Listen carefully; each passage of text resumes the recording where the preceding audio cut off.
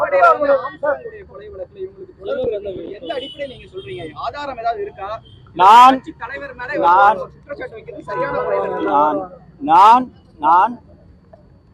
இரண்டாவது முறை கைது செய்த போது மதுரை சிறையில் முதலில் வைத்துவிட்டு என்னை புழல் சிறையில், புழல் 1 சிறையில், தண்டனை சிறையாளிகள் இருக்கக்கூடிய சிறையில் என்னை வைத்தனர். நான் இருந்த அதே செக்யூரிட்டி பிளாக்ல தான் ஆம்ஸ்ட்ராங் வழக்கில் கைது செய்யப்பட்ட 20க்கும் மேற்பட்டோர் அந்த சிறையில் தான் இருந்தனர். அந்த ஆம்ஸ்ட்ராங் கொலை வழக்கில் கைது செய்யப்பட்டவர்கள் என்னிடம் சொல்ல தகவலை வைத்து தான் நான் இதை சொல்கிறேன். அண்ட் இந்த வழக்கில் கைது செய்யப்பட்ட அஞ்சலை என்பவரின் மருமகன் இப்போது செல்வ பெருந்தகை உடன் இருக்கிறார். அவரோட பெயர் எனக்கு நினைவில், நான் சொல்றேன்.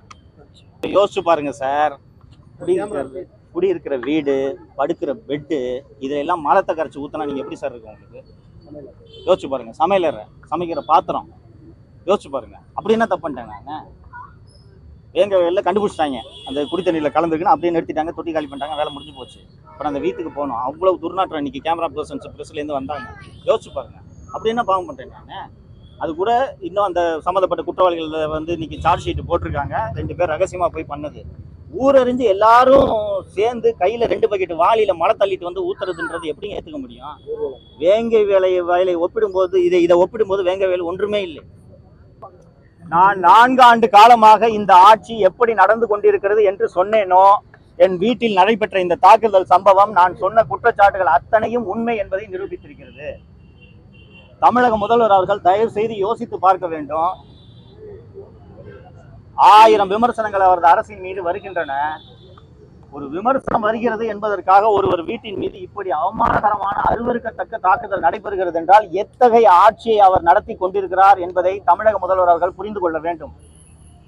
இது என் வீட்டில் ஊற்றப்பட்ட மலம் அல்ல, தமிழக அரசின் மீது ஊற்றப்பட்ட மலம், தமிழக அரசின் சட்டம் ஒழுங்கின் மீது ஊற்றப்பட்ட மலம்.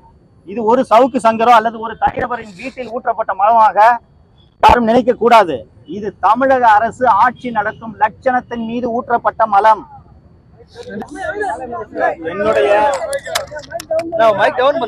என்னுடைய சவுக்கு மீடியா ஊடகத்தில் நான் தொடர்ந்து சில ஆண்டுகளாக தமிழக அரசில் நடைபெறும் ஊழல்கள் மற்றும் அரசு நிர்வாகத்தில் நடைபெறும் ஊழல்கள் குறித்து நான் தொடர்ந்து செய்திகளை வெளியிட்டுக் கொண்டு வந்திருந்தேன்.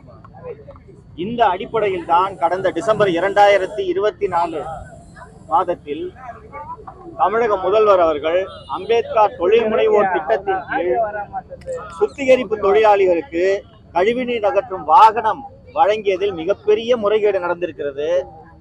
தமிழ்நாடு காங்கிரஸ் கமிட்டியின் SC ST பிரிவை சேர்ந்த உறுப்பினர்கள் தான்